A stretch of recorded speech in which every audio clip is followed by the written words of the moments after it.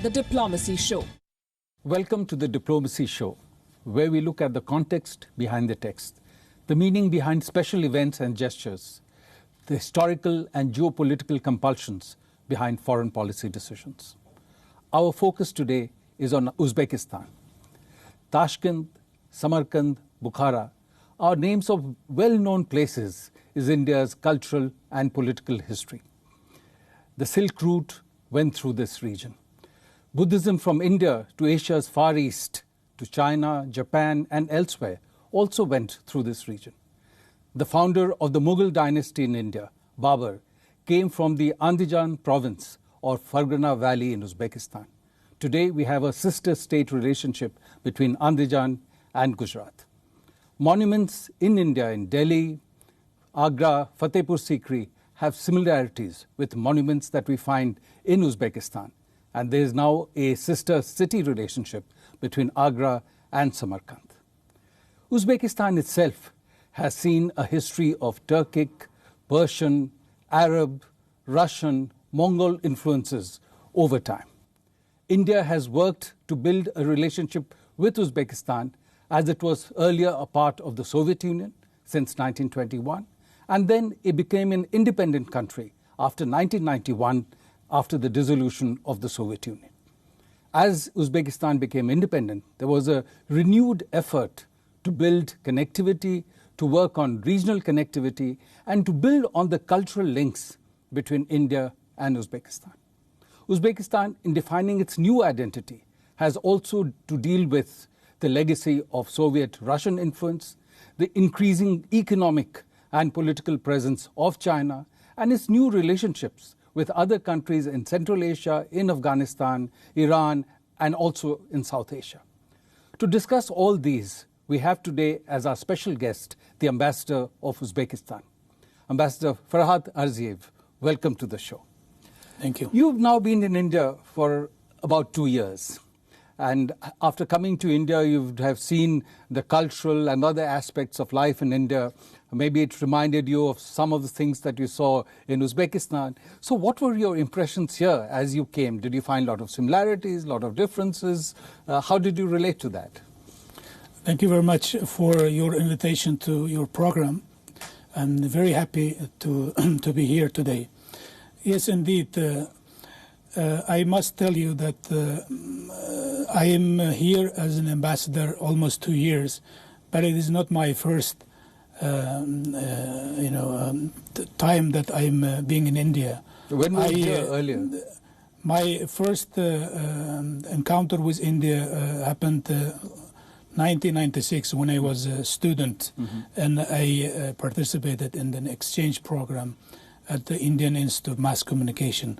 So that gives me the advantage of making some comparisons what was at that time and now when I came after almost 20 years. And I must tell that I have witnessed a tremendous change in terms of development in the country. And now, India is one of the fastest developing countries in the world, and as my personal experience suggests, I can see it everywhere, on the streets, in the when I visit different factories, companies, when you even go to cultural places, shopping malls, you can feel these dynamics everywhere. And of course, you are rightly mentioned, India and Uzbekistan, we have a lot of, commonalities, similarities.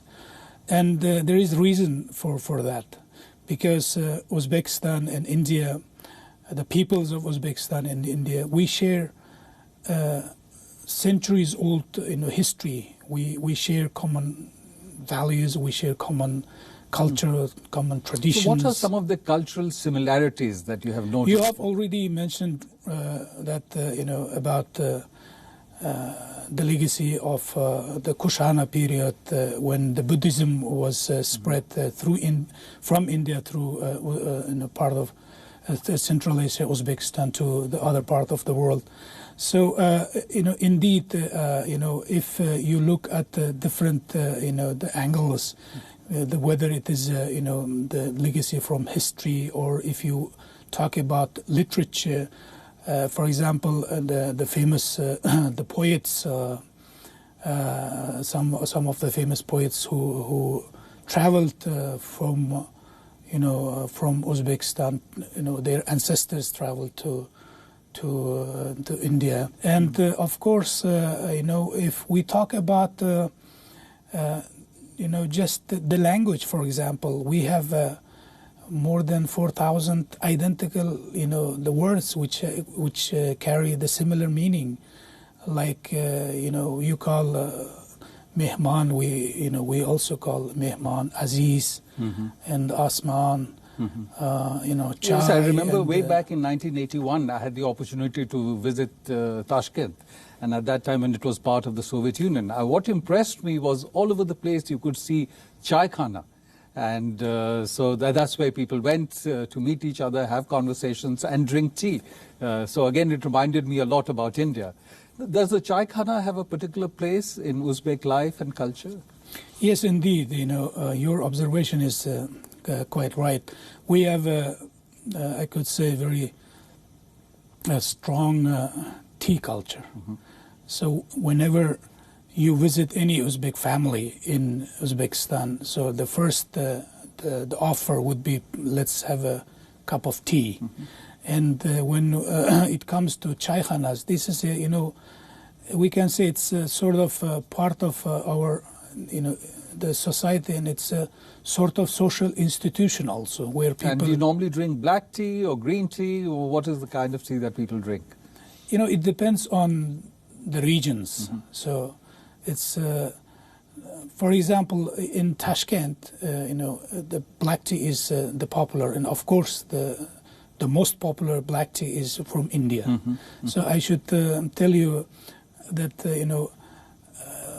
for many, years, whenever you talk about the black tea, so people, especially the elder generation, they associate it with the image of elephant. So on the box of black tea, usually there was, the elephant. And it was considered, always, the best quality of in the tea. In terms of food, again, I understand there are a lot of similarities. For example, pulao in India, naan, samosa. You have similar items in Uzbek food? Yes, of course. Our cuisine are, we have a lot of, the similarities. The pulao, of course, it's probably pulao traveled from Uzbekistan to India, and likewise the samosa also. We call it samsa. And,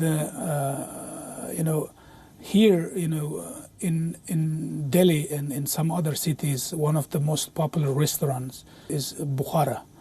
And so, you when you go there, you find different types of kebabs, for example, which is again very much characteristic for our cuisine. As India has worked, and India and Uzbekistan have worked to work out the new relationship after Uzbekistan gained its independence in 1991. What's your assessment of what has been the progress, what has been success, what are the continuing challenges that we face? India was one of the first countries who recognized the independence of Uzbekistan, and who has been with us throughout the years, and for which we very much appreciate this friendship.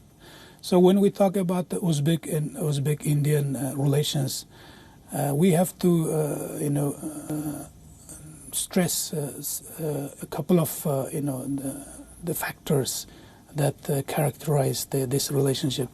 This is, first of all, it is the close friendship, the mutually deep trust to each other, and we have this trust has been strengthened for over the years, and we have always enjoyed, India and Uzbekistan, we have always enjoyed and continue to enjoy mutual support in international, regional forums, at bilateral level, of course, our relations has always had the progressive tendency. From the very beginning of our the independence, after the establishment of diplomatic relations between India and Uzbekistan, we had a very fruitful relationship in all areas. Mm-hmm. And I must say that last year there was a historical event in Uzbek-Indian relationship, and our Honorable President, His Excellency Mr. Shavkat Mirziyoyev, paid his first state visit to India on 30th of September and 1st of October, which took place. And it has created a new era of Uzbek-Indian relationship. So when we discussed, exchanged views on the outcomes of the visit, one of our Indian colleagues, said it has not only created a new page, but it has created a new book of Uzbek. And also I found that he was here, as you mentioned, in September, October, and then he came back in January for right. January of this year. So that is very unusual to make two visits in such a short span of time. How do you explain that? Yes, of course, the state visit took place on the 30th of September, 1st of October, and during which we have signed very important documents. It was in political agreements and the agreements in investment and economic area, in cultural and humanitarian areas. So it has been truly very much productive, the visit. And of course, the second time our Honorable President paid the working visit in January, and he was the chief guest at the Vibrant Gujarat International Investment Forum. To put it simply, what the frequency of the visits from could tell, it can tell, about how close the relationship between Uzbekistan and India are today. So that is the very clear indicative that the visits at such a highest level take place in a short span of a period of time. Mm-hmm. So that is very much clear indicative of the closeness of the relationship. So trade between India and Uzbekistan has of course increased, but still only about $300 million, which is not very large. What are some of the challenges that you find in expanding the trade and economic relationship? Yeah, I fully agree with you that the trade volume that we currently have is very much below the potential that our countries could achieve. So the target has been already put by our leaders, by the leaders of Uzbekistan and India, to achieve 1 billion target, within a couple of years, and we are working on towards that target. And of course, if we use our potential effectively and fully, even the 1 billion, we can make several billions easily in increasing bilateral trade. And to achieve this target, we have already started working closely with our Indian partners. First of all, we are we are expanding the legal basis for making the trade easy and effective. So we are now working on the preferential trade arrangements, and we are also exploring the options of expanding the logistics and the communications, the options, and also see easing the market access to each other. It has been pointed out that one of the challenges is connectivity, because India is working on enhancing connectivity to Afghanistan, to Central Asia, through Iran, working on the Chabahar port, and connectivity through Afghanistan itself, if that is consolidated, would also ease access for India and Central Asia and Uzbekistan in both directions. So in that framework, how are you looking at the peace process in Afghanistan and its evolution and its potential for contributing to regional connectivity, regional trade? Yes, it's a very interesting, the question you put forward. So I would like to start with the following. In January, we had a very much, I could say historical and significant event that took place in Samarkand. For the first time, we have created a format, India-Central Asia dialogue, at the level of ministers of foreign affairs, with participation of Afghanistan. So the first dialogue took place the beginning of January, 12th January, in Samarkand this year, and this has been the joint initiative of Uzbekistan and India. And one of the key topics that was discussed during the dialogue was, of course, the connectivity. The connectivity is very much important for us. Uzbekistan is not only landlocked, we are double landlocked country. So therefore, the communication projects, the connectivity, the lines that can help us to reach international markets are in our interest. Therefore, we are keenly interested in expanding the connectivity options, including between Uzbekistan, Central Asia, and India, including via Afghanistan. Of course, different connectivity projects are on the table. Different projects are being developed, and we are also part of these connectivity efforts. There is a railway that operates from Termiz to Mazar-e-Sharif, and we are now working on expanding the railway to Herat, from Mazar-e-Sharif and Herat, and with the aim of hope of that this railway will reach to beyond the Afghanistan border. That creates more connectivity options. And of course, India has put the initiative of the project of Chabahar, and we also see this project positively as an opportunity for expanding connectivity between India and Central Asia. Yes, I remember, because Uzbekistan itself had suffered the challenge of terrorism emanating from Afghanistan at the time when Taliban and others were in control there. And I also recall that India had worked to build a 300-kilometer power transmission line, which connected eventually the last segment of power coming from Uzbekistan to Kabul. So in that sense, the two countries had a common interest and had worked together. But talking of other regional connectivity projects, there's also a lot of interest in the kind of connectivity that China is trying to build through Central Asia and beyond, also to Europe, the Belt and Road Initiative and others. So how are you looking at that connectivity project? As I mentioned, the Uzbekistan and Central Asia, for us, the connectivity projects are very much crucial to reach international markets, to realize, to implement our trade and economic potential. One of the important organizations that Uzbekistan has been part of is the Shanghai Cooperation Organization, that brings together countries in Central Asia, Russia, China, India, and several others. So how does Uzbekistan assess the Shanghai Cooperation Organization, its role and its potential? Yes, you're right. We are the member of Shanghai Cooperation Organization, and we actively participate in the work of this organization. And one of the important structures of the Shanghai Organization, RATS, it's a counterterrorism center of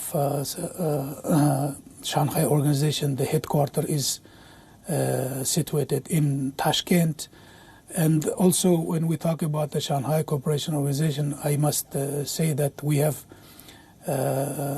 fully supported the membership of India to become a full-fledged member of Shanghai Cooperation Organizations. We see it as a big contribution to increase the opportunity and potential of the organization. And of course, the Shanghai Cooperation Organization is, we see it as a very important platform to deepen and to deepen the regional cooperation in the bigger Central Asia, South Asia, and the Eurasian region. And already we see a lot of benefits of this cooperation. And, of course, the issues that we have already discussed, like connectivity, and the fight against, transboundary challenges, fight against, terrorism, organized crime, and taking joint efforts for sustainable development, and to deal with environmental issues, and to expand the educational and humanitarian cooperation has been the very active directions of the Prime Minister of India will be going in June to Kyrgyzstan for a meeting of the Shanghai Cooperation Organization. And you also referred in your comments to the challenge of environment. And many countries in the world are dealing with the consequences of climate change, the environment. And one area where also there's been some consequence has been in the Aral Sea, where the southern part of Aral Sea is in Uzbekistan. What led to this challenge, and how is Uzbekistan now trying to deal with the problem of lowering of availability of water in the Aral Sea area? You're right. Climate change has become, simple reality now. If some time back, some people were, maybe doubtful about the consequences, but I believe today we all know and we are all convinced that, the climate change is already taking place, and it has creating a lot of challenges and issues for practically every nation in the world. And of course, the Central Asia, Uzbekistan, we are also facing the challenges of climate change, environmental the challenges. And of course, one of the biggest environmental challenge for Uzbekistan and for Central Asia as a whole is the Aral Sea tragedy. Of course, this is, I can call it, tragedy of Aral Sea, that within the one generation period we have seen one of the biggest lakes, the sea, has become, has shrunk to the level of, to the critical level. And fully realizing the consequences of this problem, the government of Uzbekistan, we have been taking consistent efforts to save the Aral Sea, to address the ecological and environmental consequence that caused by the drying of the Aral Sea. And we actively participate in the work of the fund, International Fund for Saving the Aral Sea, and also on the initiative of our president, we have established a trust fund to tackle the Aral Sea problem. The world economy is going through a lot of flux and change, and countries are adapting to that. What are the kind of economic reforms that are being looked at and changes in Uzbekistan to deal with your challenges and to deal with the changes happening at the global level? We have embarked a new stage of economic and political and social reforms in our country. For the last more than 2 years, under the leadership of our president, we have been implementing wide-scale reforms in every sphere of our society. So if we talk about the economic reforms, first of all, I should mention that one of the important decisions that our government has taken recently. So in 2017, we have moved to full convertibility of national currency. In the past, we had some the limitations of convertibility, but the government has decided to liberalize the currency market, and this has been welcomed by international organizations and international business community. And also we have taken a number of steps to further liberalize our economy, to create more favorable conditions for business and for investment. And this year, 2019, has been announced in Uzbekistan as a year of active investment and social development. So, which again shows the attention that our government is attaching to the issues of entrepreneurship and investment. And we have also our government has also created a number of new free economic zones, and where the entrepreneurs and investors can enjoy numerous benefits, including tax holidays and other benefits. But in principle, the main goal is to ensure the further liberalization of economy and to further modernization of economy, and to create more and more opportunities for not only for our national business but also for international businesses. And we are very much happy that a lot of Indian companies are showing big interest to do business in Uzbekistan. They are already, some of them already entered the market, and many of them already in the process of concluding agreements and entering our market. Well, I wish you success with that effort, and as our discussions showed,